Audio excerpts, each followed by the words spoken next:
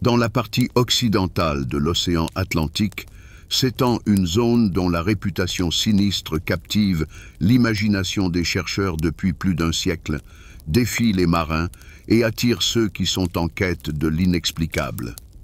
Cette région, universellement connue sous le nom de Triangle des Bermudes, est devenue, au cours des 2 derniers siècles, le théâtre d'innombrables disparitions de navires et d'aéronefs, servant de terreau fertile aux mythes les plus divers, des récits de forces surnaturelles hostiles aux hypothèses scientifiques sur de rares anomalies naturelles.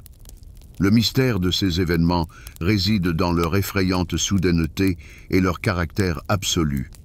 Des navires ont sombré dans les abysses sans avoir le temps d'émettre le moindre signal de détresse. Des avions se sont évanouis dans l'immensité du ciel, ne laissant derrière eux pas la plus infime trace d'épave. Les expéditions de recherche, lancées pour élucider leur sort, sont revenues maintes et maintes fois bredouilles, ne faisant qu'allonger la liste des interrogations. Ces tragédies ont engendré une multitude de récits fantastiques, mais derrière chaque fiction se cache un événement bien réel, exigeant une analyse lucide et minutieuse. Pour percer le voile des spéculations, il est impératif de balayer les préjugés et de se tourner vers les faits, armés d'une démarche scientifique. En nous appuyant sur des documents d'archives, des témoignages oculaires et les données recueillies sur des décennies, nous examinerons les incidents majeurs, séparant avec rigueur la vérité de la fiction. Notre attention se portera sur les cas où les équipements sont tombés en panne dans des conditions de visibilité parfaite, où les communications radio ont été interrompues sans raison apparente et où des équipages entiers se sont volatilisés comme s'ils n'avaient jamais existé, sans laisser le moindre indice sur leur destin. Pour saisir l'ampleur véritable de ce phénomène, commençons par définir ses frontières géographiques. Le triangle des Bermudes est une zone conventionnelle dont les sommets relient Miami, sur la côte de la Floride, les îles des Bermudes et la ville de San Juan à Porto Rico. Sa superficie avoisine 1 500 000 km², un espace capable d'engloutir les territoires cumulés de la France et de l'Allemagne ou d'occuper près de la moitié de la mer Caspienne. Au fil des siècles, ces eaux n'ont jamais été un désert inhabité. Elles étaient traversées par d'importantes artères maritimes reliant l'ancien monde au nouveau et croisaient des corridors aériens unissant les continents. C'était un carrefour vibrant de la civilisation où la vie fourmillait. Mais c'est précisément cette intensité de trafic qui a rendu la série de tragédies si frappante, transformant la région en un symbole de l'inexplicable et donnant naissance à une légende qui n'a cessé de croître et de se renforcer à chaque nouvelle disparition mystérieuse. Les premiers chapitres de cette mystérieuse chronique furent écrits dès le XIXe siècle, lorsque cette portion de l'Atlantique commençait à peine à acquérir sa sombre renommée. L'un des épisodes marquants, devenu une véritable légende maritime, fut la rencontre du navire de commerce britannique Ellen Austin avec une goélette à la dérive en 1881. Ce cas regorgeait de détails qui dépassaient de loin l'expérience maritime habituelle. L'Ellen Austin, un navire de commerce typique de l'époque victorienne, doté d'une coque en bois renforcée de fer et de hauts mâts, traversait l'océan Atlantique sur une route passant précisément par cette zone. Le jour de ce funeste événement ne laissait présager rien d'anormal. Un soleil éclatant inondait le pont, une légère brise gonflait les voiles, et l'océan était d'une calme plat. Soudain, à l'horizon, se dessina la silhouette d'un petit navire, immobile sur les flots. En s'approchant, les marins constatèrent que la goélette dérivait, dépourvue de tout signe de vie. Ses voiles pendaient mollement, comme si aucune main humaine ne les avait touchés depuis plusieurs jours, et un silence de mort régnait sur le pont. Pour les marins expérimentés de cette époque, une telle scène n'avait rien d'absolument surnaturel. L'équipage aurait pu périr des suites d'une tempête, d'une attaque de pirates ou d'une épidémie subite de choléra. Le navire découvert pouvait rapporter un profit considérable à ceux qui l'avaient trouvé, et le capitaine de l'Ellen Austin, en vertu des lois non écrites de la mer, donna l'ordre d'envoyer plusieurs matelots vers la goélette. Silence, please. En montant à bord, les marins firent face à la première et principale étrangeté. L'inspection révéla que le navire était en excellent état et que ses cales regorgeaient d'une cargaison de grande valeur, peut-être des balles de laine ou des tonneaux de rhum, soigneusement arrimés et solidement fixés. Tout indiquait un ordre parfait, comme si l'équipage n'avait quitté ses postes qu'un instant. Le vaisseau fantôme était dans un état impeccable, prêt à reprendre la mer à tout moment. Il ne manquait qu'une seule chose. Son âme et le mystère de cette disparition étaient bien plus profonds et troublants que les marins n'auraient pu l'imaginer en ce jour clair. Bien que les voiles ne fussent pas tendues, elles conservaient leur intégrité, les cordages étaient intacts, et le gouvernail tournait, certes avec un léger grincement, mais sans la moindre résistance. Les cabines portaient des traces évidentes d'une présence humaine récente.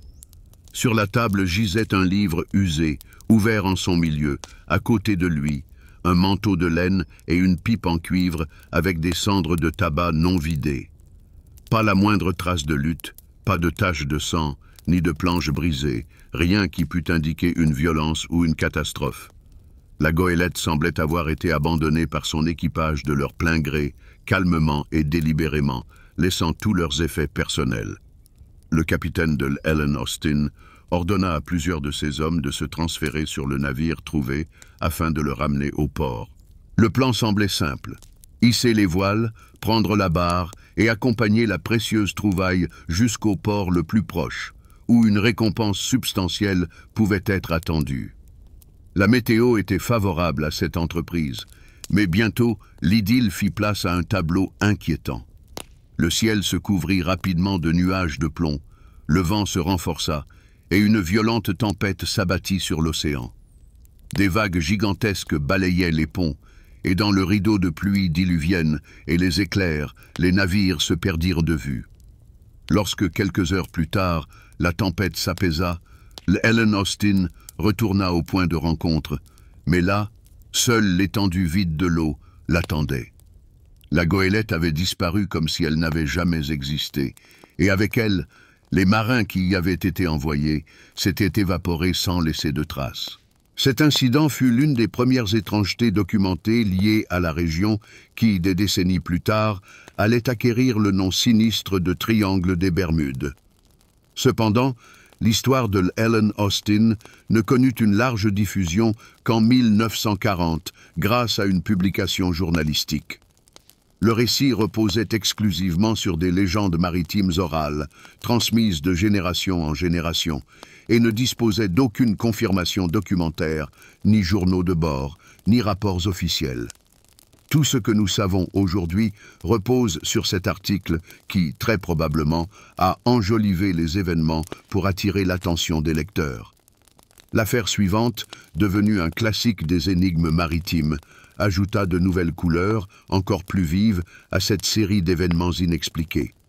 Il s'agit du Mary Celeste, qui quitta New York en novembre 1872 et mit le cap sur Gênes, en Italie.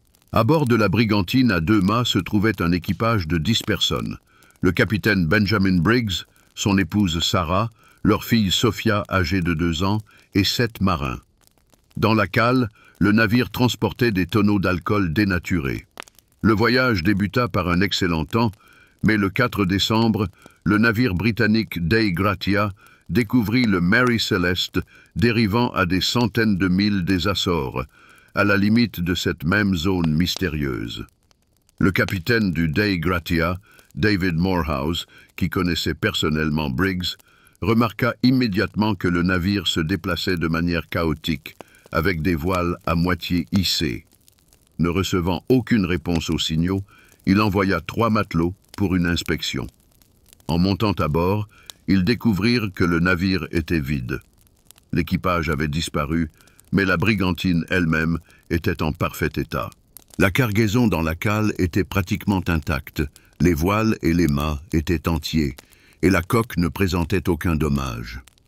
Dans la cabine du capitaine se trouvaient des instruments de navigation, Une carte avec la dernière annotation du 25e novembre, la machine à coudre de sa femme et des jouets d'enfants.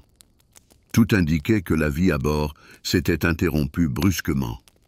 Les seules anomalies étaient l'absence de canaux de sauvetage, un compas brisé et environ 1 mètre d'eau dans la cale, ce qui, au demeurant, ne menaçait en rien la flottabilité du navire.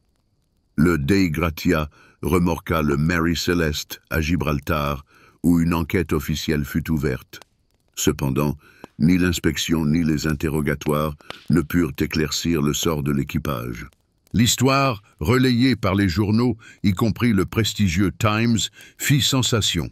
Et bien que son authenticité soit confirmée par des documents officiels, l'absence de témoins directs laissa un vaste champ aux conjectures.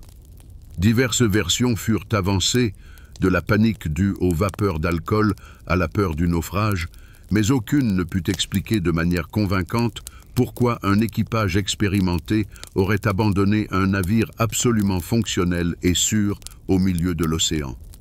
Ainsi fut écrite une nouvelle page dans les annales des mystères maritimes, consolidant pour cette partie de l'Atlantique la réputation d'un lieu où les lois de la logique et du bon sens semblent parfois cesser d'opérer.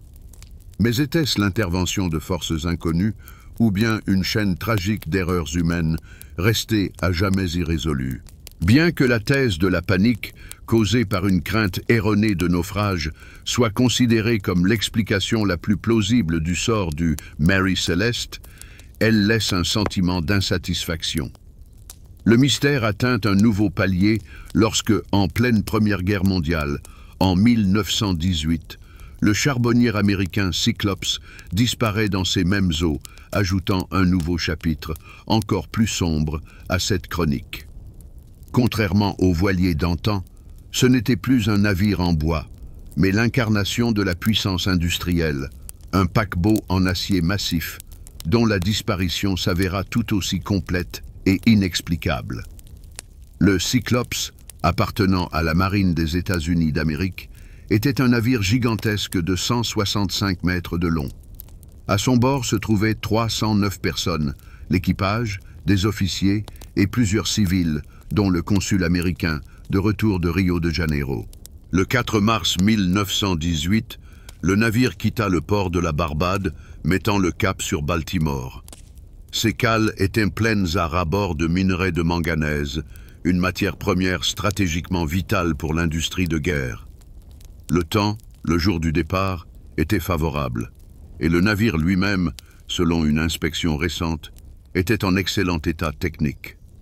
Le Cyclops fut vu pour la dernière fois alors qu'il sortait majestueusement du port de la Barbade. Après cela, l'éther sombra dans le silence. Pas un seul signal de détresse, pas de message de panne, pas de plainte concernant la météo, rien. Lorsque, le 13 mars, le navire n'arriva pas à son port de destination, la marine déploya une opération de recherche de grande envergure. Navires et avions peignèrent méthodiquement la route supposée, mais seule une absence muette les attendait. L'océan ne révéla ni tache d'huile, ni débris, ni le moindre gilet de sauvetage, rien qui pût éclairer le sort du navire et des 309 personnes à son bord. L'enquête, diligentée par l'US Navy, échoua en raison de l'absence totale d'indices. Le Cyclops, construit en 1911, était considéré comme un navire fiable, et son commandant, le lieutenant George Worley, était un officier expérimenté, bien que son origine allemande ait alimenté des rumeurs non confirmées de sabotage. Les bulletins météorologiques indiquaient qu'il n'y avait pas eu de fortes tempêtes sur la route du navire. Diverses hypothèses furent avancées. Une attaque de sous-marins allemands, infirmée par l'absence d'activité ennemie dans la région, une avarie soudaine ou un déplacement de la lourde cargaison. Cependant, aucune de ces versions ne trouva de confirmation. La supposition la plus probable, bien que non prouvable, fut celle d'une défaillance technique cachée, par exemple une rupture soudaine de la coque sous le poids colossal du minerai, ce qui aurait entraîné un naufrage quasi instantané. Des cas, tels que la disparition du Cyclops, ne laissaient derrière eux qu'un sillage de questions. Chaque événement de ce type, des voiliers du XIXe siècle aux géants d'acier du XXe, devenait une énigme insoluble, nourrie par les spéculations. La légende de cette zone sinistre de l'Atlantique se renforçait, se nourrissant de tragédies bien réelles. Les récits de navires disparus commencèrent à se fondre en un mythe unique dès le XIXe siècle, lorsque les marins dans les tavernes portuaires se transmettaient de bouche à oreille les histoires de vaisseaux fantômes. Certains rappelaient même les notes de journal de Christophe Colomb qui, en 1492, lors de son voyage vers le Nouveau Monde, avait observé dans ces eaux d'étranges lumières et des dysfonctionnements inexplicables du compas. Plus tard, les scientifiques expliqueraient que les lumières mystérieuses, vues par le grand navigateur, n'étaient que des feux de Saint-Elme, des décharges électriques spectaculaires mais inoffensives, apparaissant sur les mâts des navires lors des orages. Mais dans l'esprit des gens, en quête de réponses à des questions effrayantes, chaque phénomène de ce type devenait une preuve supplémentaire de la force sinistre de ces eaux, où même les explications scientifiques se noyaient dans un océan de peur et de conjectures. Bien que les mentions de phénomènes naturels inhabituels se retrouvent dans les journaux de bord de Christophe Colomb, elles n'ont aucun rapport avec les disparitions mystérieuses, ce lien étant un mythe plus tardif. Pendant longtemps, les rumeurs de disparition, nées d'incidents isolés et sans lien entre eux, n'existaient que sous la forme de contes maritimes épars. Ce n'est qu'au XXe siècle qu'elles allaient acquérir une vie nouvelle et terrifiante, lorsque les anciennes légendes se trouvèrent solidement entrelacées avec une série de catastrophes modernes, et qu'une seule personne les réunit en une conception cohérente et donna à ce phénomène un nom que le monde entier allait bientôt connaître. À mesure que les technologies se perfectionnaient et que l'intensité du trafic maritime augmentait, les rapports de navires et d'équipages disparus se firent de plus en plus insistants, dépassant largement le cadre des cercles maritimes restreints. Au début du XXe siècle, le nombre de cas inexpliqués augmentait sans cesse, se concentrant principalement dans la partie occidentale de l'océan Atlantique, là où convergeaient les routes commerciales animées, reliant les deux Amériques, l'Europe et les îles des Caraïbes. La presse s'emparait avec avidité de chaque événement de ce genre, assaisonnant les faits de spéculation et de détails dramatiques, ce qui ne faisait qu'attiser l'intérêt du public. Cependant, le véritable tournant dans la perception de ces événements n'est venu que plus tard. En 1964, le publiciste américain Vincent Gaddis a publié dans le magazine Argosy un article au titre percutant « Le triangle des Bermudes meurtrier ». Cette publication était un exemple typique de la presse à sensation, un magazine bon marché aux couvertures tapageuses, spécialisé dans les scoops, les récits d'aventure et les phénomènes surnaturels, destinés à un public peu exigeant. C'est grâce à cette publication que le terme proposé par Gaddis est entré dans le langage courant. Gaddis a accompli un travail colossal, rassemblant et systématisant des histoires éparses qui se transmettaient oralement depuis des décennies. De la légende du navire fantôme, le Mary Celeste, à la mystérieuse disparition du navire américain, le Cyclope. Il a délimité sur une carte la zone sinistre située entre Miami, les Bermudes et San Juan à Porto Rico, la présentant comme une région anormale où se produisent des disparitions inexpliquées. S'appuyant sur des coupures de presse, des articles de journaux et des fragments de rapports maritimes, il a exposé les faits de manière captivante et dramatique, offrant au lecteur un mélange de science et de pure fantaisie. Il évoquait des anomalies magnétiques qui auraient déréglé les compas, citant d'anciennes légendes sans fournir de preuves tangibles. L'auteur mentionnait également des catastrophes météorologiques imprévisibles, telles que des ouragans soudains, et faisait allusion à de perfides courants sous-marins capables d'entraîner un navire au fond en quelques secondes, tout en admettant sans équivoque l'intervention d'intelligences extraterrestres ou d'énergie mystérieuse. La publication dans Argosy, dont le tirage se chiffrait en centaines de milliers d'exemplaires, a eu l'effet d'une bombe. L'idée d'une zone océanique mystérieuse et mortellement dangereuse a captivé l'imagination des lecteurs, provoquant une vague de discussion. Gaddis n'était pas le découvreur de ces histoires, mais il en est devenu le génial systématiseur et le parrain, leur donnant un nom retentissant, des limites géographiques claires et une réputation terrifiante. Son article a inspiré toute une pléiade de successeurs et le terme « triangle des Bermudes » s'est rapidement répandu dans le monde entier. Dès les années 1970, ce concept était fermement ancré dans la culture populaire et Gaddis a capitalisé sur son succès en publiant en 1965 le livre « Horizons Invisibles », où il a enrichi la collection de cas mystérieux de nouvelles histoires, consacrant définitivement l'image du triangle comme un phénomène défiant l'entendement humain. Au milieu du XXe siècle, ces eaux sont devenues le théâtre non seulement de catastrophes maritimes, mais aussi aériennes, ce qui a élargi les frontières du mythe et l'a porté à un niveau supérieur.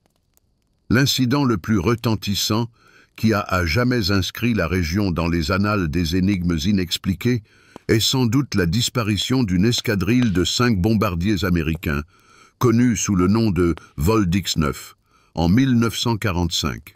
5 avions militaires, puis un appareil de secours envoyé à leur recherche, se sont évaporés sans laisser de traces dans les airs, ne laissant derrière eux que de troublants fragments de conversations radio. Le 5 décembre 1945, 5 bombardiers torpilleurs de type Avenger ont décollé de la base aérienne de Fort Lauderdale, en Floride. Il s'agissait d'un vol d'entraînement ordinaire, dirigé par le lieutenant Charles Taylor, un pilote très expérimenté, un vétéran aguerri de la Seconde Guerre mondiale avec plus de 2000 heures de vol. Au total, 14 personnes se trouvaient à bord des 5 appareils. Taylor lui-même et 13 de ses subordonnés, cadets et instructeurs, qui s'entraînaient à la navigation et au bombardement simulé au-dessus des vastes étendues océaniques. La mission de vol était absolument standard, et le temps ce jour-là était clair, avec une légère brise et une excellente visibilité, ne laissant présager aucune complication. Les avions ont décollé à 14 heures. Pourtant, 1 heure et demie plus tard, les premiers signaux inquiétants parvenaient à la base. Dans les ondes, la voix désorientée de Taylor, l'as chevronné, résonnait, annonçant l'impensable. Ses 2 compas étaient hors service, et il ignorait totalement où se trouvait son escadrille. Ainsi, au milieu d'un ciel limpide et d'une mer sereine, la première fissure dans la réalité ne s'est pas manifestée sur les instruments, mais bien dans l'esprit de l'homme censé ramener les siens à bon port. Peu après, l'un des cadets, percevant manifestement le danger croissant, ajouta à l'éther « Nous volons droit vers l'est, alors que notre cap nous mène à l'ouest. » Cela signalait un grave écart de navigation. Puis Taylor, dont la voix se faisait de plus en plus anxieuse, prononça une phrase qui hante encore les chercheurs. « L'océan a l'air étrange. Il n'est pas du tout comme il devrait être. » Les échanges radio viraient au chaos. Les pilotes, malgré le soleil resplendissant au-dessus de leur tête, se plaignaient d'une perte totale de repères, comme si le monde familier autour d'eux s'était déformé. À 16h25, le dernier message, devenu fatidique, fut enregistré. « Nous entrons dans de l'eau blanche. Nous sommes définitivement perdus. » Le terme « eau blanche » désigne habituellement l'écume bouillonnante des vagues, mais dans des conditions météorologiques claires, cette mention était absolument inexplicable. Après ces mots, la communication avec l'escadrille fut rompue à jamais. Les services au sol réagirent sans délai. À 18h20, un imposant hydravion Martin Mariner décolla à la recherche de l'escadrille disparue, avec à son bord 13 sauveteurs. Cet appareil, spécialement conçu pour les opérations de recherche prolongées, disposait d'une impressionnante autonomie en carburant. 20 minutes seulement après son décollage, l'équipage du Mariner signala son entrée dans la zone de recherche présumée, mais peu après, son signal radio se tut lui aussi. Le même soir, la marine des États-Unis déploya l'une des opérations de recherche et de sauvetage les plus vastes de son histoire. Plus de 20 navires et de 250 aéronefs passèrent au crible une immense zone de 300 000 milles carrés, mais les recherches menées pendant 5 jours ne donnèrent aucun résultat. Pas le moindre débris, pas de tache d'huile, ni la moindre trace des 27 personnes disparues. L'enquête, ouverte dès le lendemain, se heurta à un mur infranchissable. Les vérifications révélèrent que tous les bombardiers torpilleurs Avenger étaient en parfait état de fonctionnement et avaient fait le plein avant le décollage. Le principal soupçon se porta sur le commandant de l'escadrille, Charles Taylor. Il fut supposé qu'il avait pu commettre une erreur de navigation, prenant les Bahamas pour la côte floridienne et entraînant le groupe vers le large. Toutefois, cela n'expliquait pas pourquoi les compas étaient tombés en panne simultanément sur les 5 appareils. Quant au Martin Mariner, l'hypothèse d'une explosion due à une fuite de vapeur de carburant fut avancée. L'équipage du navire marchand Gaines Mills avait effectivement signalé un éclair dans le ciel vers 18h30, mais aucune preuve matérielle de cette théorie n'a pu être trouvée. Les conditions météorologiques restaient stables. L'affaire s'est alors entourée de rumeurs. Un radioamateur de Miami affirmait avoir intercepté la phrase « Il semblerait que nous soyons au-dessus du golfe du Mexique ». Mais ce message n'a jamais été confirmé.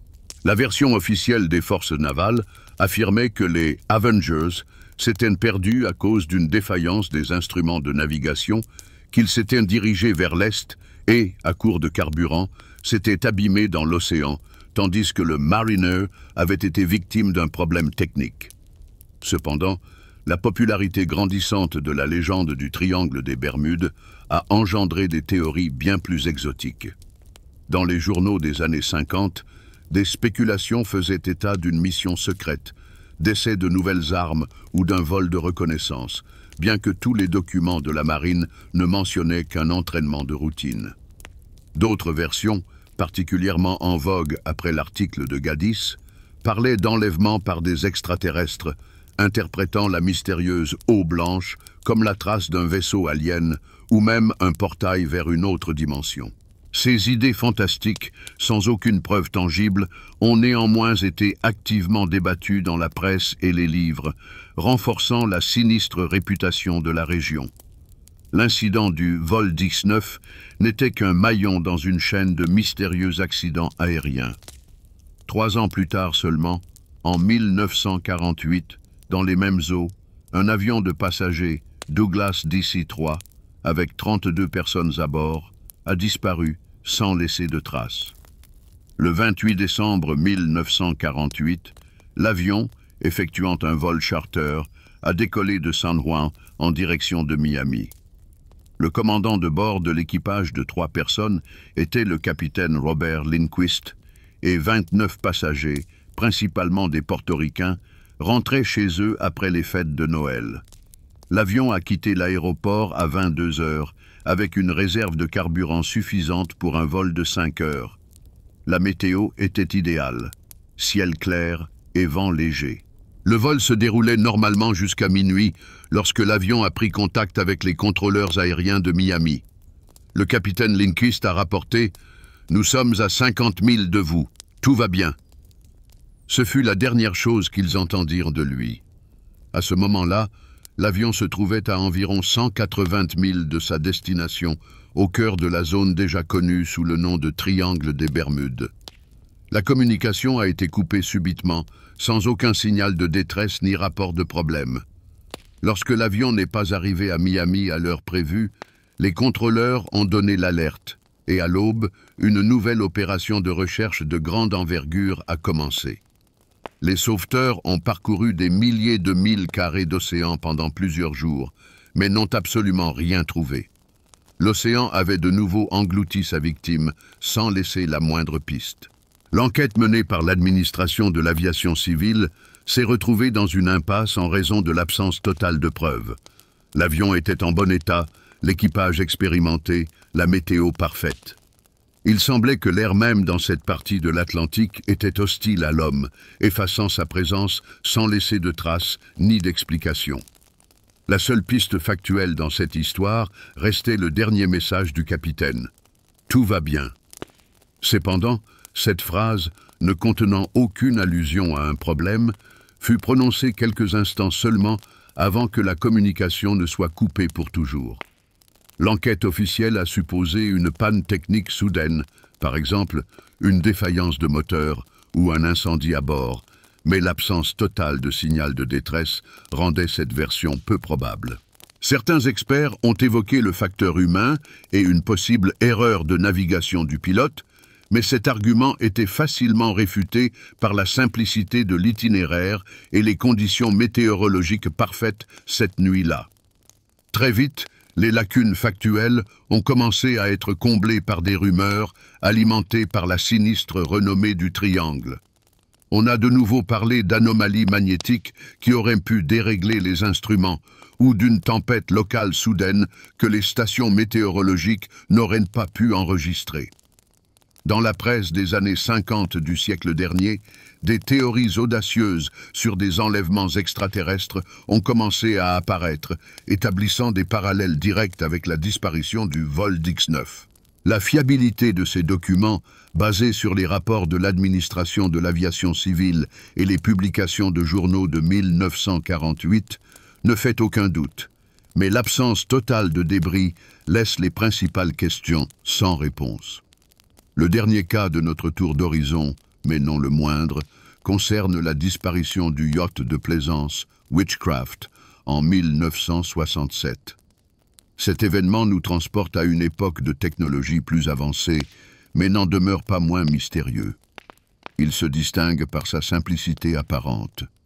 Le navire a disparu très près du rivage, en quelques minutes seulement, ne laissant derrière lui qu'un silence assourdissant, là où résonnaient encore les voix de personnes qui s'apprêtaient à passer une agréable soirée.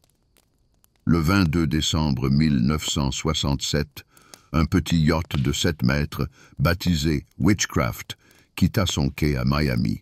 Son propriétaire, Dan Burak, homme d'affaires local et passionné de voile, avait l'intention de faire une courte promenade le long de la côte avec son ami, le prêtre Patrick Hogan, pour admirer les illuminations de Noël de la ville depuis l'eau. Vers 19 heures, ils quittèrent le port et se dirigèrent vers la 7e bouée de navigation, située à seulement 1 mille du rivage. 2 heures plus tard, à 21 heures, les gardes-côtes reçurent un appel du Witchcraft. La voix de Dan Burak était absolument calme, sans la moindre trace de panique, lorsqu'il annonça « Nous avons un problème. Nous avons heurté quelque chose. Nous avons besoin d'aide. » Apparemment, l'avarie était mineure. Peut-être l'hélice avait-elle accroché un récif ou un débris flottant. Burak précisa sa position près de la 7e bouée et demanda un remorquage. Le contrôleur l'assura que l'aide arriverait dans les 20 minutes et demanda, pour faciliter les recherches, de lancer une fusée de détresse, ce à quoi le propriétaire du yacht consentit. À ce moment, la communication fut coupée. Le patrouilleur des gardes-côtes arriva sur les lieux indiqués à 21h19, 19 minutes seulement après l'appel. La mer était calme, la visibilité excellente et au loin, les lumières de Miami scintillaient. Cependant, ni le yacht ni aucune de ses traces ne furent retrouvées sur place. Les sauveteurs fouillèrent en vain la zone à la recherche d'une fusée de détresse, de débris ou de taches d'huile. L'opération de recherche, rapidement étendue à 200 000 carrés, se poursuivit pendant plusieurs jours avec l'engagement de navires et d'avions, mais ne donna aucun résultat.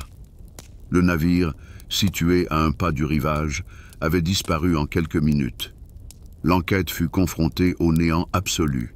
Le yacht était en parfait état technique, venait d'être inspecté et était équipé d'un radeau de sauvetage et de gilets de sauvetage, que Burak et Hogan n'avaient, pour une raison quelconque, pas utilisé.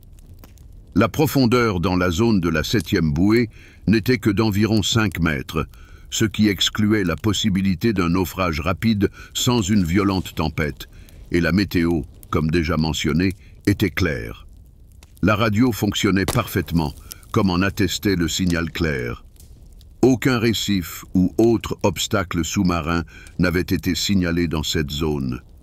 Cet incident a donné naissance à une véritable nuée d'hypothèses. Les gardes-côtes ont avancé l'idée que le navire aurait pu couler rapidement suite à une voie d'eau dissimulée, mais l'absence de débris rendait cette hypothèse pour le moins chancelante. Les marins du cru évoquaient des courants puissants, capables d'emporter le yacht vers le Gulf Stream, mais même ceux-ci ne pouvaient expliquer une disparition aussi fulgurante. Bien sûr, les théories les plus farfelues ne manquaient pas à l'appel, allant des enlèvements par des extraterrestres à l'apparition soudaine de tourbillons géants. La version la plus plausible reste à ce jour celle d'une collision avec un objet sous-marin non identifié, entraînant une catastrophe instantanée. Mais que se passerait-il si le choc évoqué par Burak n'était pas fortuit, mais le résultat d'une action délibérée, et que le silence radio n'était pas dû à une panne, mais à l'absence de quiconque pour parler? Pendant des siècles, les eaux de l'océan Atlantique ont gardé jalousement les secrets de disparitions inexpliquées, confrontant l'humanité à des énigmes dont les réponses semblaient tapies dans la nature même de ces lieux. Cette région, passée à la postérité sous le nom de Triangle des Bermudes, est devenue le symbole de catastrophes maritimes et aériennes inexpliquées, s'est transformée en un véritable laboratoire à ciel ouvert où la pensée scientifique s'attelle à démystifier les mythes. Parmi les hypothèses les plus fondées et étayées par les faits, celle des anomalies magnétiques occupe une place prépondérante. L'essence de ce phénomène réside dans les propriétés uniques du champ géomagnétique de notre planète, capable de semer le chaos dans les systèmes de navigation. La Terre est enveloppée d'une sphère géomagnétique invisible, engendrée par le mouvement du fer en fusion au cœur de son noyau. C'est précisément ce champ qui pousse l'aiguille des compas à pointer vers le nord magnétique, servant de repère fiable aux marins et aux aviateurs depuis des siècles. Cependant, sa force et sa direction sont loin d'être homogènes. En certains points du globe, il se distord sous l'influence de particularités géologiques ou de fluctuations des lignes de force. Dans la zone du Triangle des Bermudes, une situation exceptionnelle se dessine. Ici, le nord géographique, ce point fixe sur l'axe de rotation de la planète où se croisent tous les méridiens, et le nord magnétique, vers lequel les aiguilles des compas sont attirées, se trouve dans une proximité extraordinaire.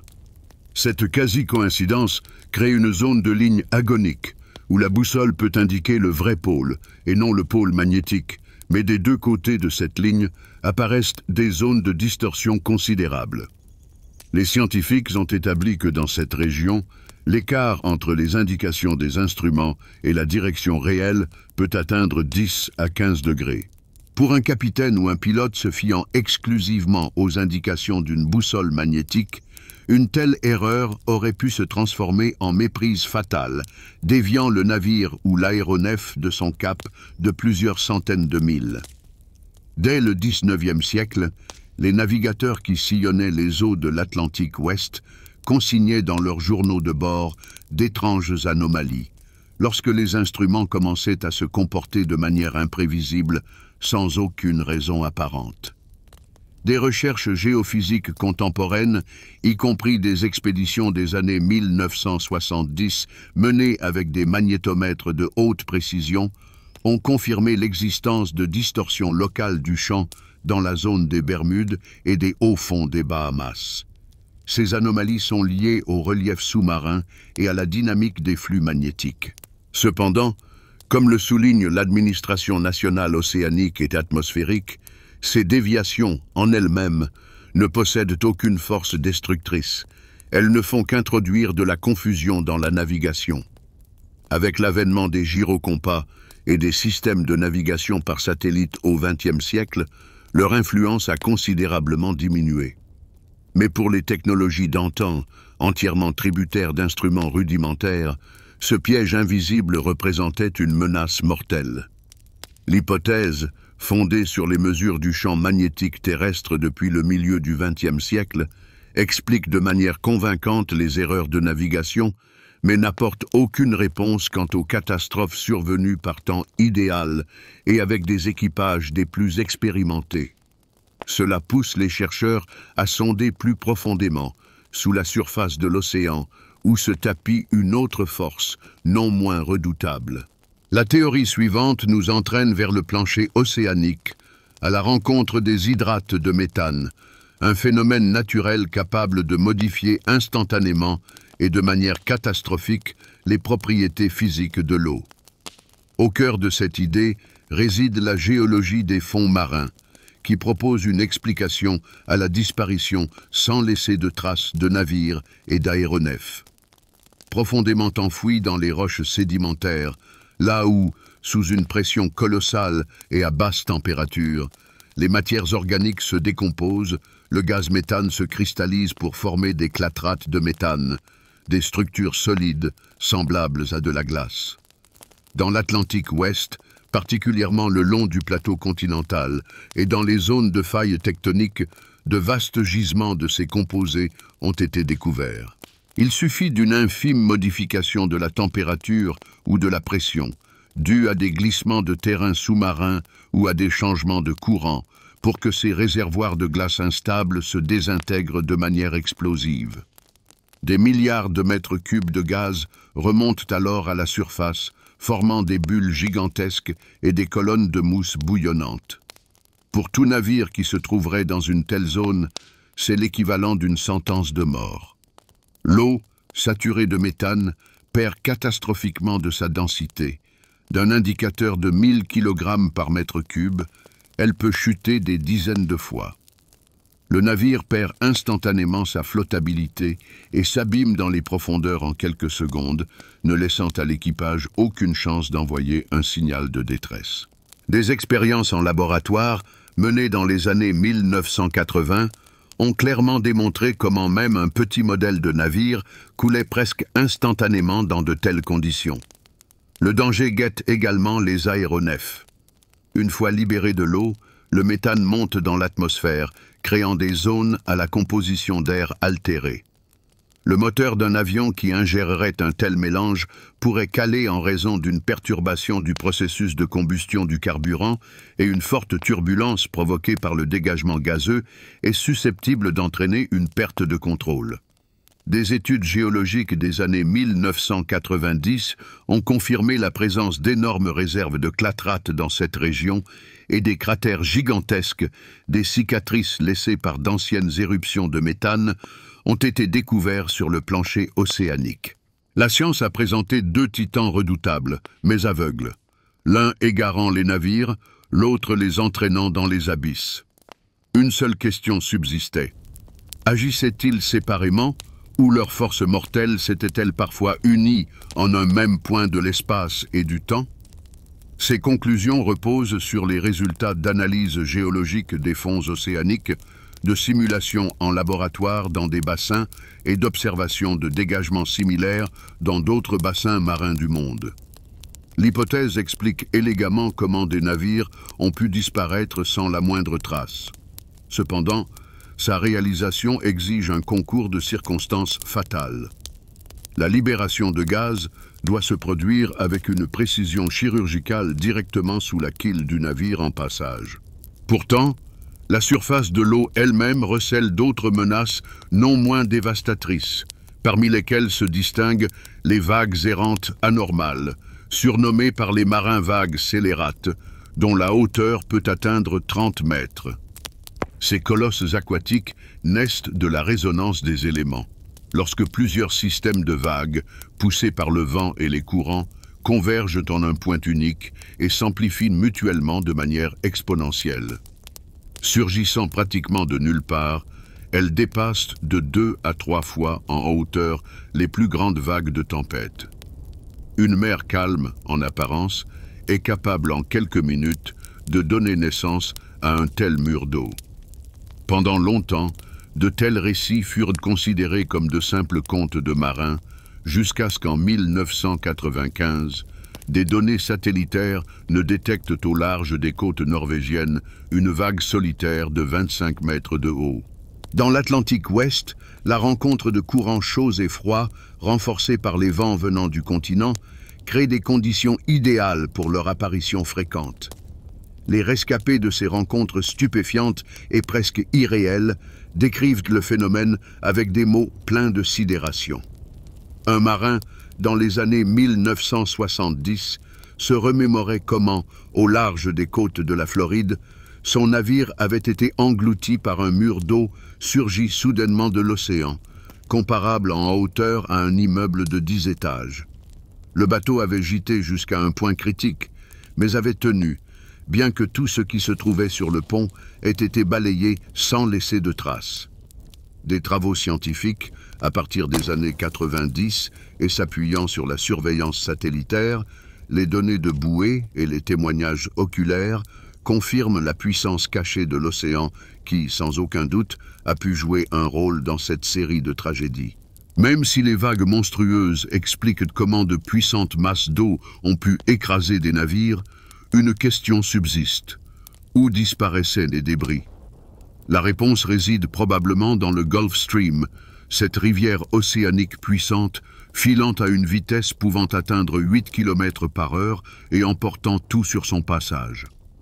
Ce courant, prenant naissance dans le golfe du Mexique, se déplace le long de la côte est de l'Amérique du Nord, se transformant en un gigantesque tapis roulant. Au large des côtes de la Floride, sa largeur atteint 100 km et sa profondeur 800 mètres. Chaque seconde, il transporte des millions de mètres cubes d'eau chaude dont la température peut atteindre 25 degrés. Lorsqu'un navire ou un avion subit un accident dans ces eaux, le Gulf Stream devient le principal obstacle aux opérations de recherche. Les débris, les canaux de sauvetage et même les nappes de carburant sont emportés par le courant implacable et sont entraînés sur des dizaines de kilomètres en quelques heures. Un objet tombé à l'eau au large de la Floride peut se retrouver 24 heures plus tard, à 700 kilomètres au nord, au large des côtes de la Caroline du Nord. Au moment de l'arrivée des secours, toutes les preuves sont soit emportées à une distance considérable, soit aspirées en profondeur par les tourbillons turbulents aux abords du courant. Dès les années 1980, les océanographes ont prouvé l'incroyable vitesse de ce courant à l'aide de bouées dérivantes, expliquant ainsi comment l'océan est capable de masquer les conséquences des plus terribles catastrophes. Les courants rapides balayent parfaitement les traces des catastrophes. Cependant, les tragédies elles-mêmes sont souvent provoquées par des forces agissant non pas sous l'eau, mais au-dessus. Les phénomènes atmosphériques, tels que les ouragans et les micro-explosions soudaines, nous transportent dans une autre sphère, où la pression colossale et le vent créent des conditions capables de détruire un navire ou un avion en un clin d'œil. Ces tempêtes tournantes gigantesques naissent au-dessus des eaux chaudes de l'Atlantique, où la température de surface dépasse 26 degrés. L'air humide monte, se condense et libère de l'énergie qui fait tourbillonner les vents à des vitesses excédant 118 km par heure. L'océan se présentait à la fois comme le bourreau et le fossoyeur, capable d'anéantir et d'ensevelir sans laisser de traces ses victimes. Mais, et si cette force aquatique n'était que le décor d'un drame bien plus grandiose, se déroulant haut dans le ciel? Dans la région s'étendant de la Floride aux îles Caraïbes, la saison des ouragans règne de juin à novembre, atteignant son apogée en septembre.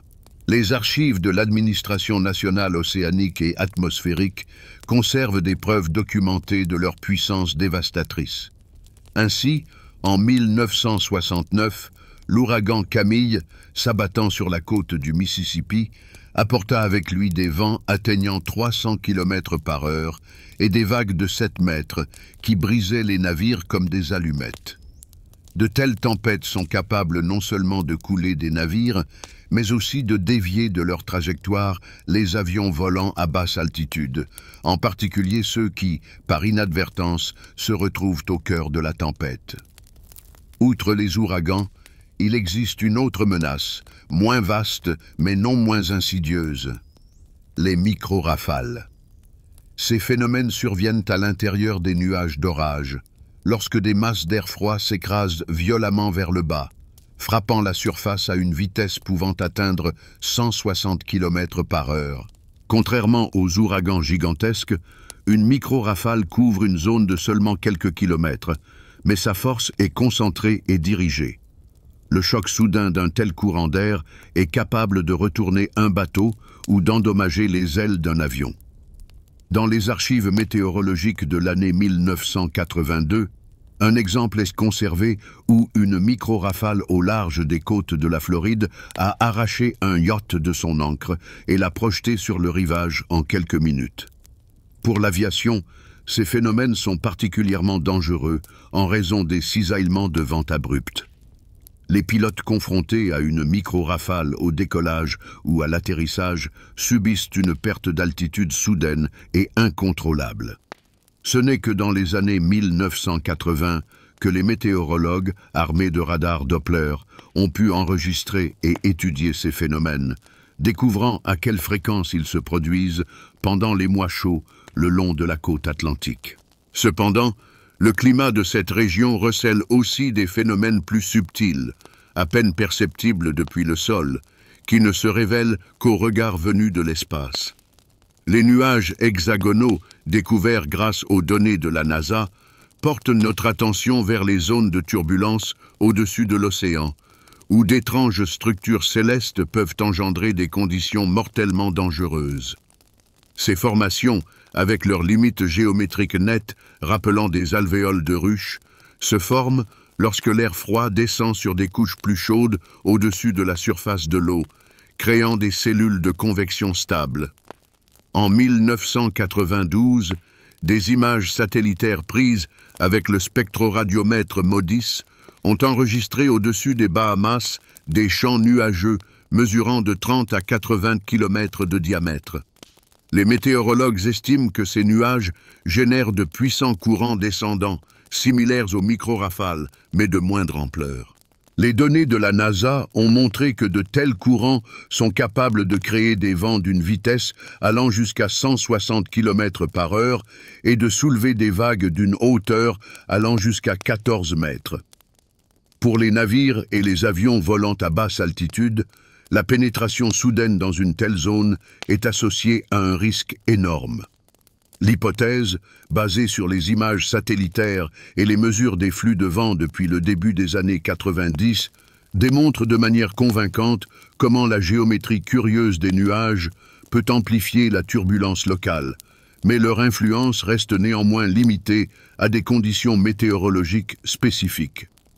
Chacune de ces hypothèses, qu'il s'agisse des anomalies magnétiques, des éruptions de méthane, des vagues scélérates ou des cataclysmes atmosphériques, offre une explication logique et scientifiquement fondée à des aspects distincts de l'énigme du triangle des Bermudes.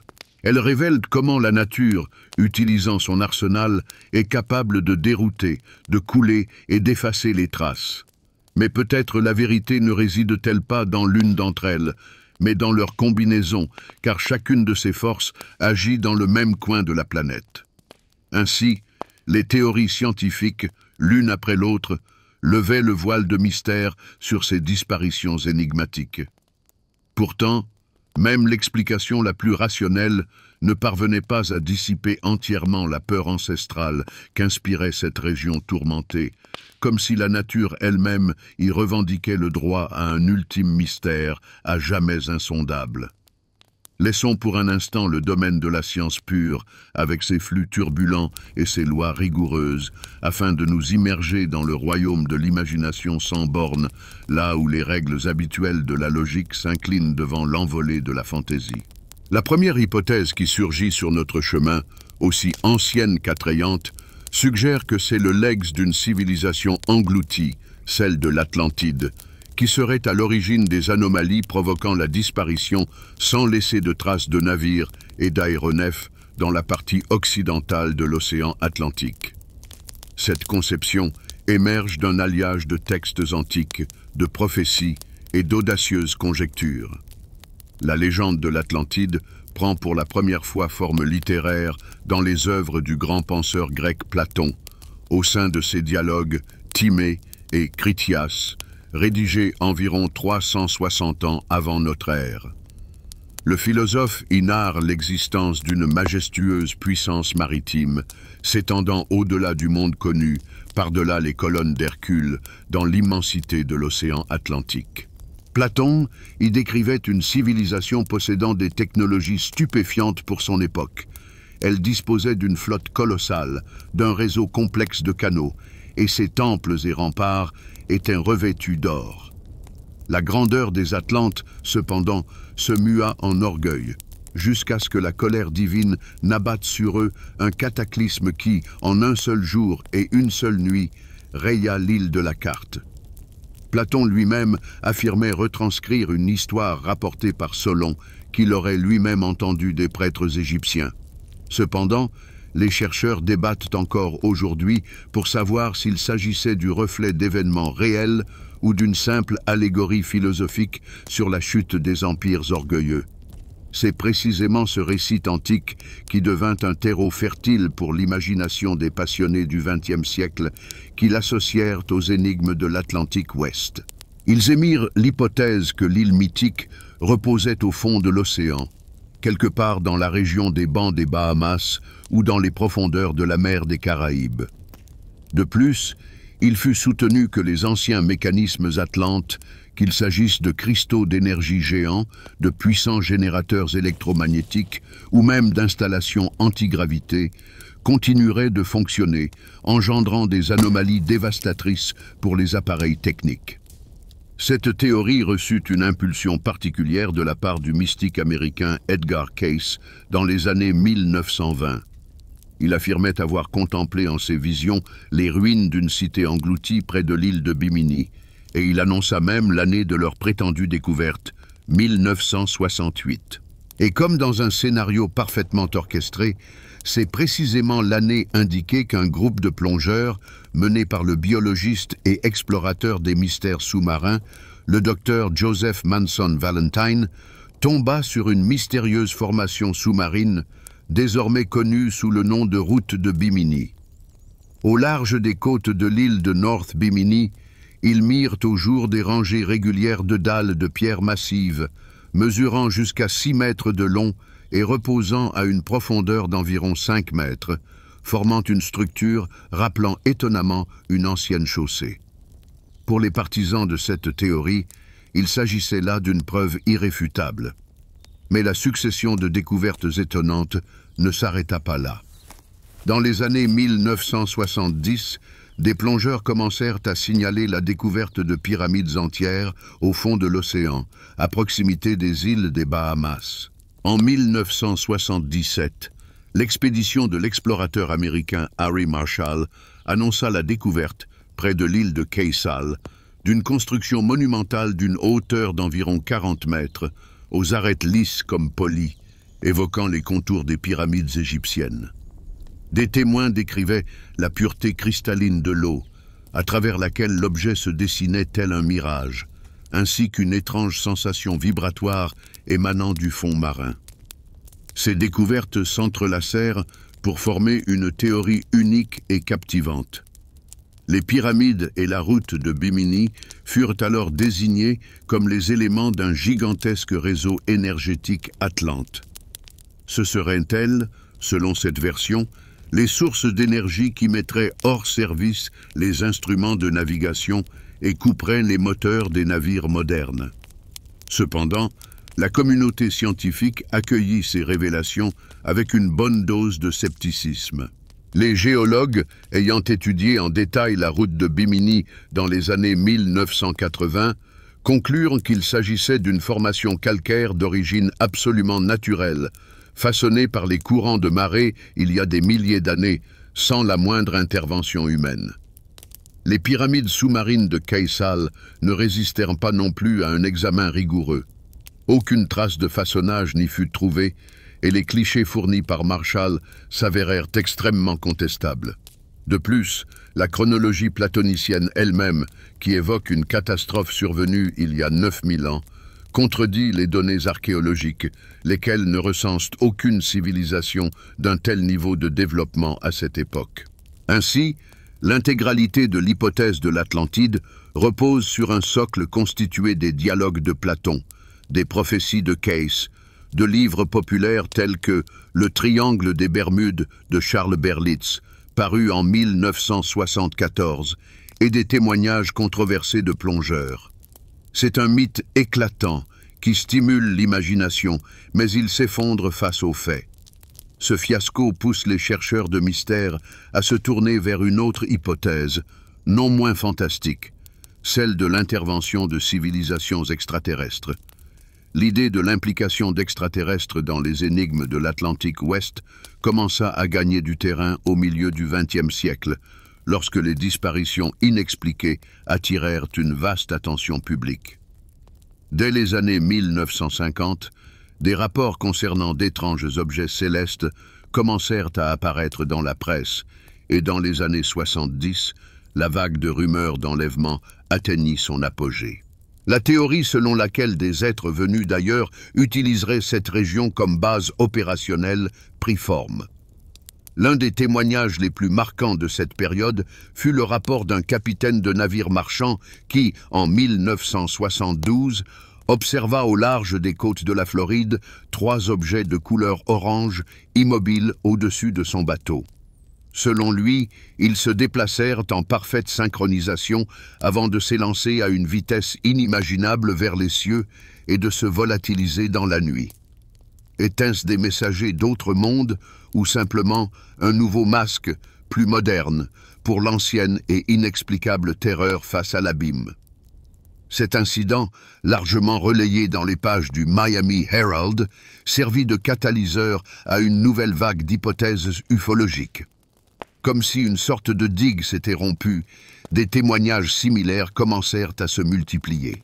En 1974, le plongeur Robert Palmer, lors d'une immersion aux Bahamas, fut témoin d'un spectacle incroyable. Un objet lumineux en forme de disque s'éleva des profondeurs marines et s'élança à une vitesse prodigieuse dans le ciel. Son récit, publié dans un magazine, fut interprété de manière univoque. Il s'agissait d'un vaisseau extraterrestre quittant sa base sous-marine. Les rumeurs d'enlèvement se propagèrent également. Un an plus tard, en 1975, un pêcheur des Bermudes raconta qu'un objet argenté avait plané au-dessus de son bateau, après quoi il perdit connaissance. Il se réveilla plusieurs heures plus tard, se retrouvant à 20 000 de son point de départ initial. Cette histoire fut incluse par Charles Berlitz dans son célèbre livre « Le Triangle des Bermudes », où il suggéra que des entités extraterrestres pourraient enlever des personnes et des équipements pour leurs propres recherches.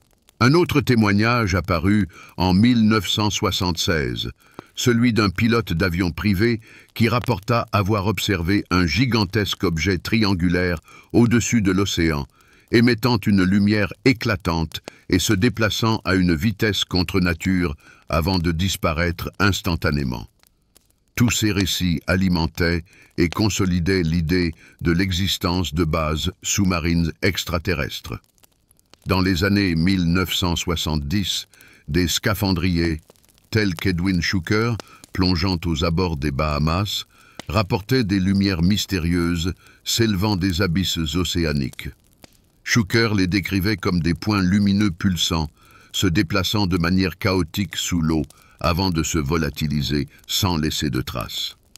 Les ufologues de renom de l'époque, notamment Donald Keyhoe, auteur de l'ouvrage « Opération Cheval de Troie », paru en 1970, reliait directement ces phénomènes à l'activité de base extraterrestre.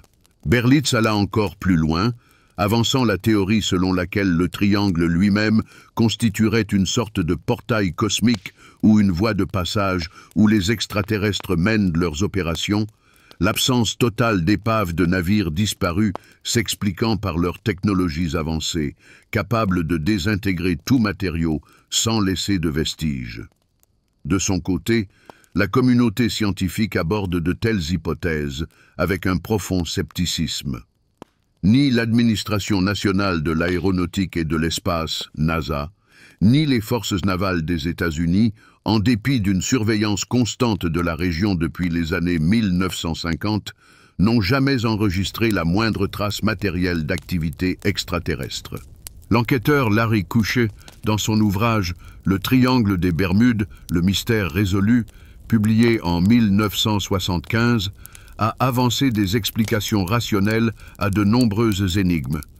Les sphères lumineuses auraient pu être des météores, des éclairs globulaires ou des feux de Saint-Elme. Il expliquait les récits d'enlèvement soit par de pures inventions motivées par la quête de célébrité, soit par des phénomènes psychologiques tels que la désorientation dans des conditions de stress intense.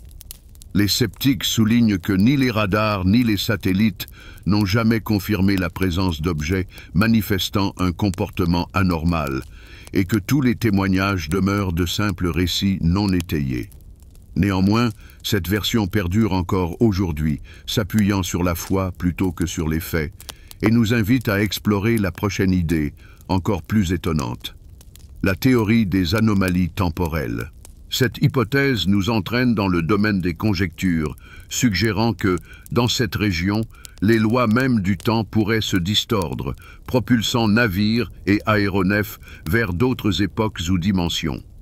L'incident le plus notoire, qui a servi de fondement à cette théorie, fut le vol du pilote Bruce Gernon, le 6 décembre 1970. Ce jour-là, l'aviateur et homme d'affaires américain décolla de l'aéroport d'Andros aux Bahamas, cap sur Palm Beach, en Floride. À bord de son petit avion se trouvaient 2 autres passagers, son père et son associé.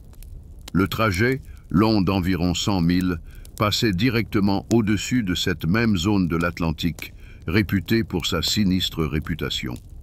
Le décollage eut lieu à 2 heures de l'après-midi, dans des conditions météorologiques idéales.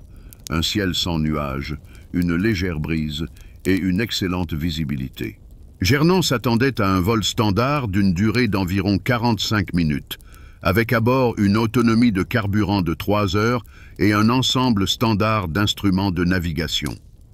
Quelques minutes seulement après le décollage, alors qu'il se trouvait à une altitude de 3000 mètres, le pilote remarqua devant lui une formation nuageuse des plus inhabituelles.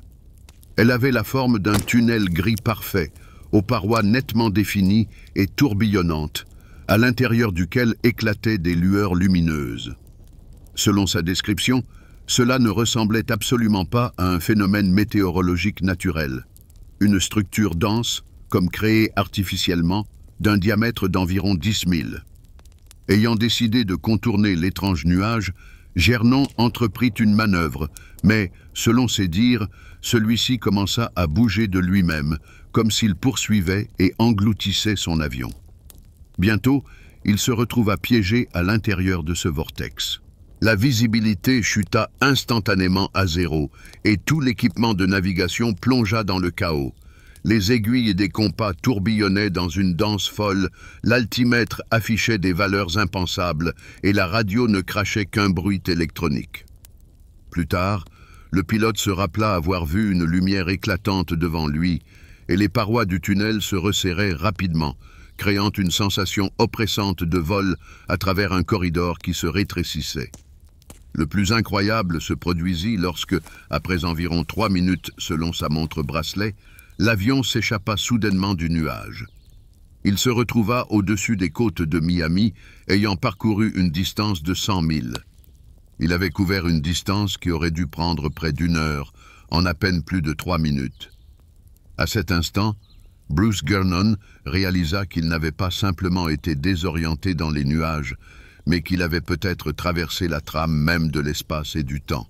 Le vol, qui, selon tous les calculs, aurait dû durer 45 minutes, s'acheva en seulement 27, laissant bien plus de carburant dans les réservoirs de l'avion que prévu. Gernon insista sur le fait que les contrôleurs aériens de Palm Beach avaient enregistré son apparition sur leur radar de manière absolument soudaine, sans aucune marque préalable sur le trajet.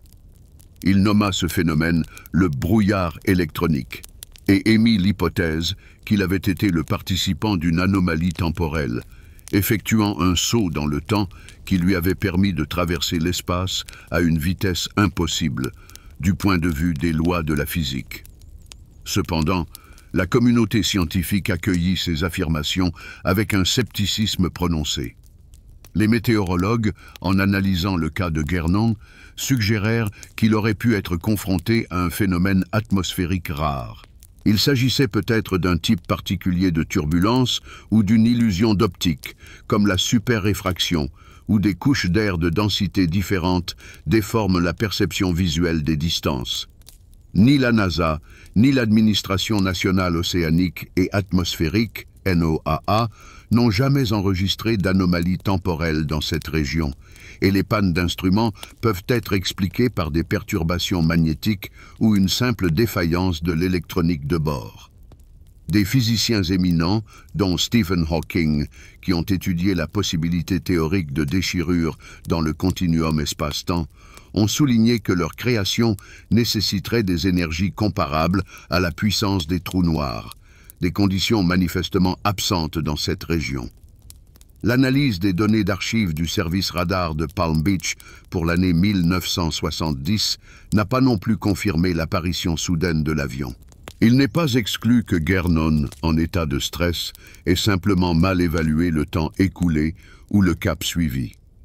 L'histoire de ce vol a été immortalisée grâce au livre du pilote lui-même, intitulé « Le brouillard », publié en 1979, ainsi qu'aux écrits de Charles Berlitz et John Keel. Toutes ces sources reposent uniquement sur le récit personnel de Guernon et les spéculations d'enthousiastes qui y ont vu la preuve de l'existence de portails temporels. En l'absence de preuves scientifiques, d'enregistrements instrumentaux objectifs, d'observations indépendantes ou de la moindre trace physique, cette version demeure dans la catégorie des hypothèses captivantes, mais purement fantaisistes. Il est désormais temps de nous pencher sur les faits bruts et les chiffres, afin de comprendre si l'Atlantique de l'Ouest est réellement une zone anormale aussi singulière. Le triangle des Bermudes a depuis longtemps acquis la réputation d'être un lieu où navires et avions disparaissent plus fréquemment que partout ailleurs sur la planète. Cependant, une statistique impartiale permet d'appréhender cette question sous un angle entièrement différent. Une comparaison avec d'autres régions maritimes dangereuses, telles que le Triangle du Dragon, le Cap Hatteras ou l'île de Sable, aide à évaluer objectivement si cette portion de l'océan est si exceptionnelle, ou si sa sinistre renommée n'est pas le simple fruit de légendes retentissantes, superposées à un trafic maritime et aérien extraordinairement dense. Le triangle des Bermudes s'étend sur une superficie d'environ 1,5 million de kilomètres carrés entre la Floride, les Bermudes et Porto Rico. Au cours du XXe siècle, selon l'Administration nationale des océans et de l'atmosphère et la garde côtière des États-Unis, la disparition d'une cinquantaine de navires de grande taille et de 20 avions y a été enregistrée. Ce chiffre inclut aussi bien des cas bien connus, comme la disparition du cargo Cyclops en 1918, que des incidents moins retentissants impliquant de petits navires égarés dans les tempêtes. Chaque année, des milliers de navires traversent cette zone et des centaines d'avions la survolent, reliant les ports de Miami, San Juan et des Bermudes, ce qui en fait l'un des carrefours maritimes et aériens les plus fréquentés de l'Atlantique. Par souci d'objectivité, penchons-nous sur son pendant pacifique, le Triangle du Dragon, situé entre les îles japonaises de Honshu, Okinawa et Guam. Sa superficie est d'environ 600 000 km² et pour ce même XXe siècle, les archives maritimes japonaises dénombreraient la disparition d'environ 40 navires, dont 5 navires de guerre en 1952 et le navire de recherche Kaiomaru numéro 5 en 1954. Dans cette région, des typhons au vent atteignant jusqu'à 200 km/h y font rage, et des volcans sous-marins du cercle de feu du Pacifique sont actifs, créant des conditions non moins rigoureuses que celles du triangle des Bermudes. D'autres zones à risque présentent également des statistiques éloquentes. Le cap Hatteras, au large de la côte est des États-Unis, surnommé funestement le cimetière de l'Atlantique, a été le théâtre de plus d'1 millier de naufrages au cours des 400 dernières années. L'île de Sable, au large des côtes canadiennes, a englouti 350 navires en 300 ans, en raison de ses bancs de sable traîtres et de ses brumes épaisses. Quant au passage de Drake, entre l'Amérique du Sud et l'Antarctique, d'une superficie d'environ 1 million de kilomètres carrés, il fait des dizaines de victimes chaque année en raison de vagues atteignant jusqu'à 20 mètres de hauteur et de vents ouraganesques. Dans son ouvrage, Larry Kusch a effectué des calculs et a conclu que le pourcentage de disparition dans le triangle des Bermudes ne dépasse pas la moyenne observée pour les autres routes maritimes très fréquentées. Selon la garde côtière des États-Unis, au XXe siècle, une centaine de navires de grande taille disparaissaient en mer chaque année dans le monde, et seuls 5 à 6% d'entre eux étaient attribuables au fameux triangle. Et si finalement, le mystère du triangle des Bermudes ne résidait pas dans des anomalies, mais plutôt dans les lois de la statistique, amplifiées par la propension humaine à croire aux merveilles? Les statistiques d'incidents dans ce que l'on appelle le triangle du dragon, situé au large des côtes du Japon, révèlent une ressemblance frappante avec l'anomalie des Bermudes. Selon les rapports japonais, jusqu'aux années 1980, on y enregistrait annuellement de 3 à 4 incidents mystérieux, qui cependant pouvaient le plus souvent être attribués à la force destructrice des typhons ou à de simples erreurs de navigation. Dans le même temps, les régions du cap Hatteras et de l'île de Sable, connues pour leurs pièges naturels comme les hauts fonds insidieux et les brouillards épais, affichent historiquement un taux de perte bien plus élevé, mais sont paradoxalement dépourvues de toute aura mystique. L'avènement des systèmes satellitaires, des radars et des services de sauvetage modernes a radicalement changé la donne. Depuis les années 1990, le nombre d'incidents dans le triangle des Bermudes a chuté à 2 ou 3 par an, ce qui le place au même rang que n'importe quelle autre région maritime très fréquentée. Cependant, les chiffres bruts des statistiques ne sont qu'une seule face de la médaille. Pour véritablement approcher la solution du mystère, des preuves directes remontées du fond marin sont nécessaires. C'est pourquoi, dès le milieu du XXe siècle, les chercheurs ont entrepris des tentatives persistantes pour sonder les profondeurs marines de la région, espérant découvrir soit des preuves irréfutables d'anomalies, soit, au contraire, seulement le vide, fruit de décennies de mythes. Au cours des années 1960, les pionniers furent des plongeurs et de petits submersibles qui entreprirent d'explorer méthodiquement les zones peu profondes au large des Bahamas. Leur objectif était de trouver les restes de navires ou d'avions, semblables à ceux qui avaient disparu sans laisser de traces dans le ciel en 1945. Mais les premières immersions n'apportèrent le plus souvent que de la déception. Les courants les plus puissants, tels que le Gulf Stream, déplaçaient impitoyablement tout débris sur de vastes distances, et le fond marin sablonneux et mouvant leur servait de sarcophage sûr. L'exception, qui ne fit que confirmer la règle, fut l'expédition de la National Geographic Society d'Amérique en 1986.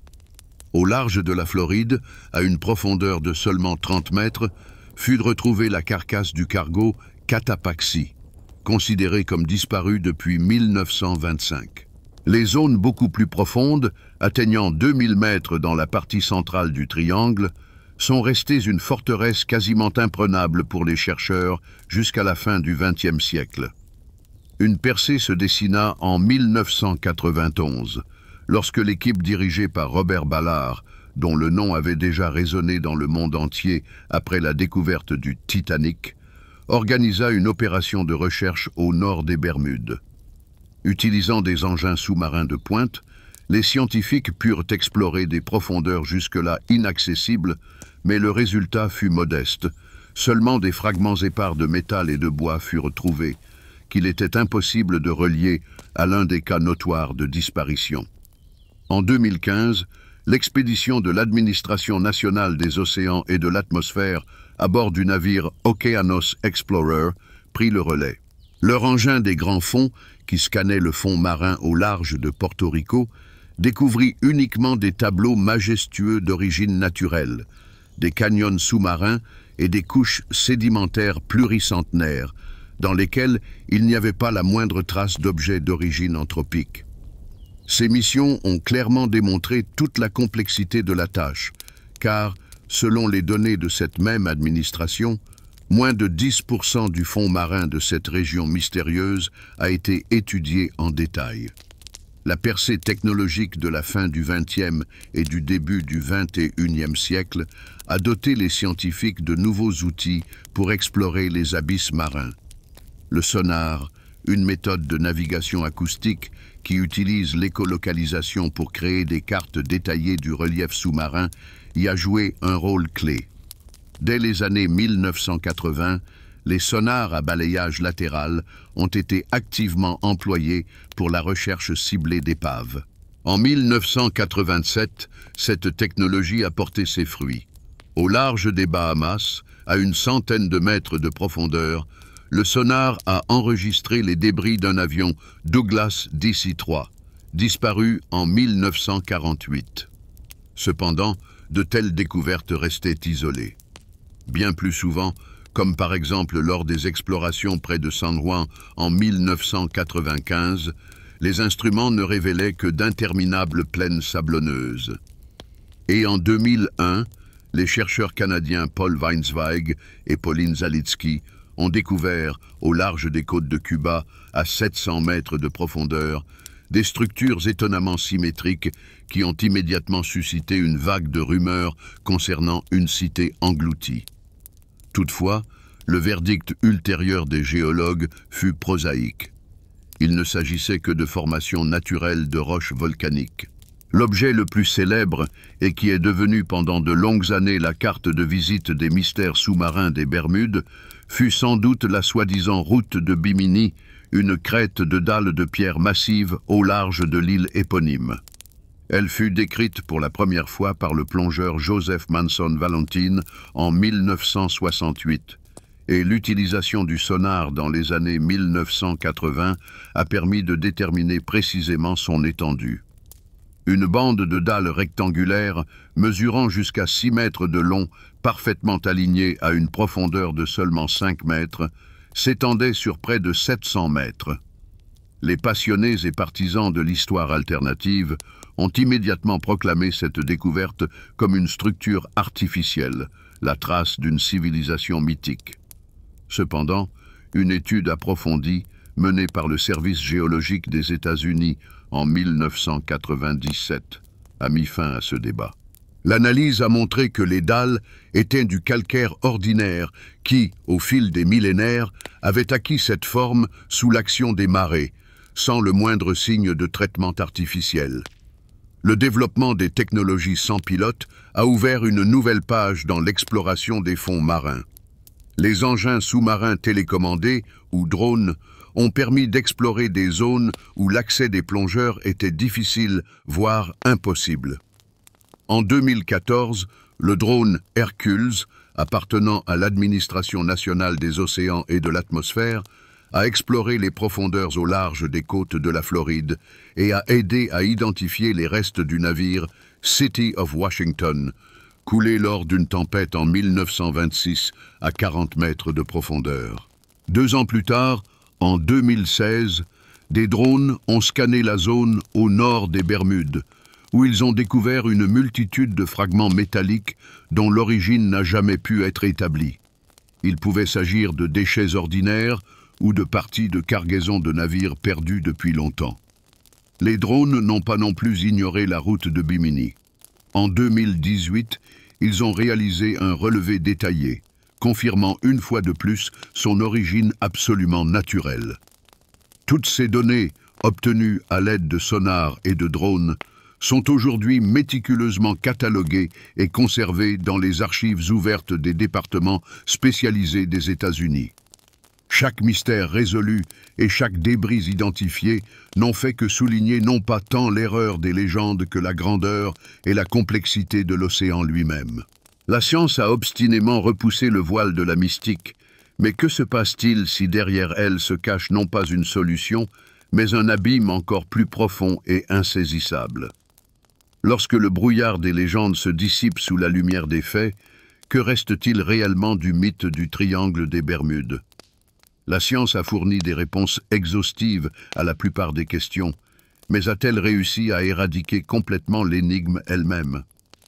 Les recherches montrent clairement que les rares découvertes au fond de cette région sont soit des épaves dont la disparition a une explication des plus prosaïques, soit des structures géologiques d'origine naturelle. L'analyse statistique déconstruit définitivement l'idée d'un danger anormal de ces eaux, démontrant que le nombre d'incidents n'y dépasse pas les moyennes observées dans d'autres zones à forte navigation. Comme le souligne l'Administration nationale des océans et de l'atmosphère et la garde côtière des États-Unis, la grande majorité des incidents, environ 80%, sont causés par des conditions météorologiques extrêmes, des erreurs d'équipage ou des défaillances techniques. Tempêtes soudaines, pannes imprévues des équipements de navigation et avaries moteurs, voilà les véritables coupables des tragédies, ne laissant aucune place aux conjectures mystiques. Dès le XXe siècle, le chercheur Larry Kuche, dans son œuvre fondamentale, a prouvé que toute la légende du triangle était en grande partie une construction médiatique, née d'histoires disparates et enjolivées. Les données contemporaines ne font que confirmer cette conclusion. Avec l'avènement des technologies satellitaires et de la radiocommunication fiable dans les années 1990, le nombre d'incidents a diminué pour atteindre 2 ou 3 cas par an. Et pourtant, malgré les arguments irréfutables, certaines pages de cette histoire restent inachevées. Quelques disparitions n'ont toujours pas reçu d'explication claire, et d'immenses portions du fond marin, à des profondeurs atteignant les 3000 mètres, gardent encore leur secret, car à ce jour, seule une infime partie d'entre elles a été étudiée. La science considère le triangle des Bermudes comme une zone tout à fait ordinaire, bien que complexe du point de vue de la navigation de l'océan mondial. Mais sa légende, semble-t-il, a acquis sa propre vie et continue de stimuler l'imagination, laissant un espace éternel à la réflexion et au doute. Ainsi, la connaissance rationnelle a porté un coup dévastateur au mythe, mais s'est avérée impuissante face à un phénomène, son immortalité dans la conscience humaine.